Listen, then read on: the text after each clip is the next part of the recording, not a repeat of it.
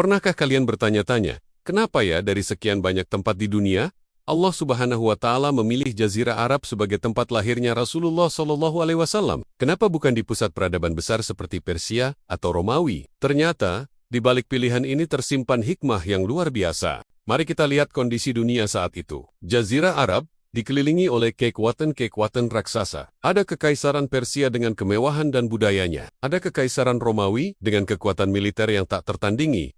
Ada Yunani dengan filsafat dan dialektikanya yang rumit, dan juga peradaban India. Namun, bangsa Arab saat itu seolah tidak tersentuh oleh semua itu. Mereka tidak terpengaruh, tidak ikut-ikutan budaya luar yang bisa mengikis jati diri mereka. Meskipun mereka punya kebiasaan-kebiasaan jahiliyah yang kita anggap aneh, secara fundamental, mereka masih memegang teguh fitrah asli kemanusiaan. Coba kita bandingkan, wilayah Arab mayoritasnya kering dan tandus. Tidak punya kekayaan alam melimpah seperti Persia. Mereka juga tidak punya kekuatan militer sehebat Romawi. Bangsa Arab hidup sederhana, jauh dari kerusakan sosial yang kompleks seperti yang terjadi di peradaban besar lainnya. Mereka ibaratkan vas kosong, bahan baku murni yang belum tercampur apa-apa. Karakter asli mereka masih sangat kuat, seperti kesetiaan suka menolong, menjaga harga diri, dan menjunjung tinggi kehormatan. Nah, disinilah letak hikmahnya. Allah menghendaki agar Yutuzenia, Nabi Muhammad SAW tidak tumbuh di lingkungan yang penuh dengan kaum terpelajar, filsuf, atau penguasa besar. Kenapa? Agar tidak ada keraguan sedikit pun pada risalah yang beliau bawa. Orang tidak akan bisa berkata, "Oh, Muhammad bisa begini karena dia pintar belajar dari filsuf Yunani." Atau dia bisa menyebarkan ajarannya karena didukung kekuatan militer Romawi.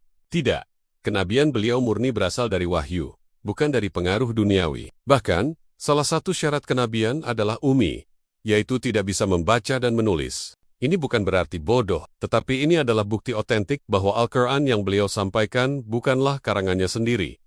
Kisah perjanjian Hudaibiyah menjadi bukti nyata. Saat itu, perwakilan Quraisy, Suhail bin Amr, keberatan dengan tulisan Bismillahirrahmanirrahim. Ia juga menolak kalimat Muhammad.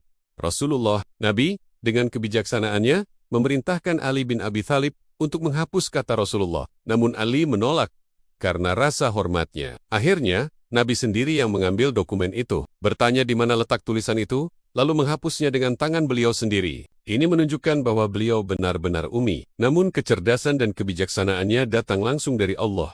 Kekuatan risalah. Islam datang dari kebenaran wahyu itu sendiri, bukan dari kecerdasan intelektual manusia atau kekuatan politik. Inilah yang membuat ajaran Islam begitu murni dan kuat. Selain itu, ada faktor geografis dan spiritual. Allah telah menjadikan Baitullah atau Ka'bah di Mekah sebagai pusat berkumpul manusia dan tempat yang aman sejak zaman Nabi Ibrahim. Al-Quran menyebutnya sebagai rumah ibadah pertama yang dibangun untuk manusia. Secara geografis, posisi Jazirah Arab sangat strategis, berada di tengah-tengah benua Asia, Afrika, dan Eropa. Lokasi sentral ini membuat penyebaran dakwah Islam ke seluruh penjuru dunia menjadi lebih mudah dan efisien. Terakhir, dari segi bahasa, Allah memilih bahasa Arab, sebuah bahasa yang kaya, puitis, dan sangat presisi, sebagai bahasa Al-Quran dan bahasa dakwah. Keindahan dan kekuatan bahasa Arab menjadi medium yang sempurna untuk menyampaikan firman Allah yang agung, tanpa kehilangan sedikit pun maknanya. Jadi, pemilihan Jazirah Arab bukanlah sebuah kebetulan. Semuanya adalah bagian dari rencana agung Allah yang penuh hikmah untuk menjaga kemurnian risalah Islam dan memastikan cahayanya bisa menyebar ke seluruh alam. Terima kasih sudah menyimak. Semoga video ini menambah wawasan dan kecintaan kita kepada sejarah Islam. Jangan lupa like, komen, dan subscribe ya. Sampai jumpa di video selanjutnya.